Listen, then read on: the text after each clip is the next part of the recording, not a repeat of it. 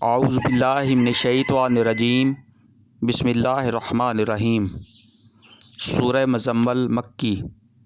اے اور لپیٹ کر سونے والے، رات کو نماز میں کھڑے رہا کرو، مگر آدھی رات یا اس سے کچھ کم کر لو یا اس سے کچھ زیادہ بڑھا دو، اور قرآن کو خوب ٹھہر ٹھہر کر پڑھو۔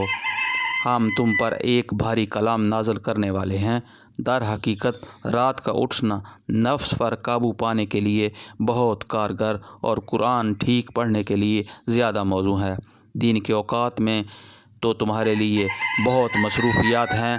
اپنے رب کے نام کا ذکر کیا کرو اور سب سے کٹ کر اسی کے ہو رہو۔ وہ مشرق و مغرب کا مالک ہے، اس کے سوا کوئی خدا نہیں ہے، لہٰذا اس کو اپنا وکیل بنا لو، اور جو باتیں لوگ بنا رہے ہیں ان پر صبر کرو اور شرافت کے ساتھ ان سے الگ ہو جاؤ۔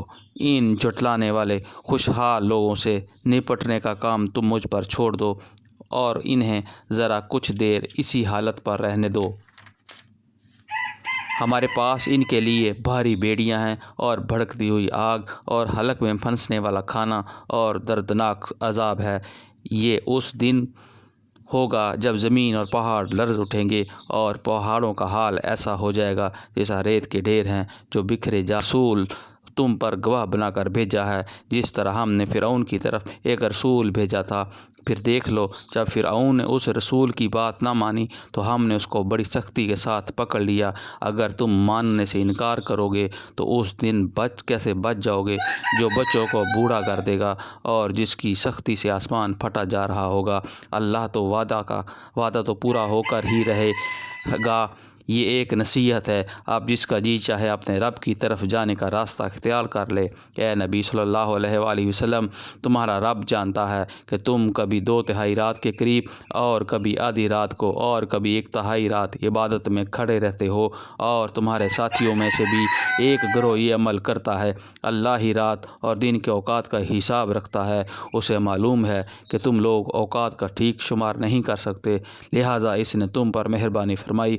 اب جتنا قرآن آسانی سے پڑھ سکتے ہو پڑھ لیا کرو۔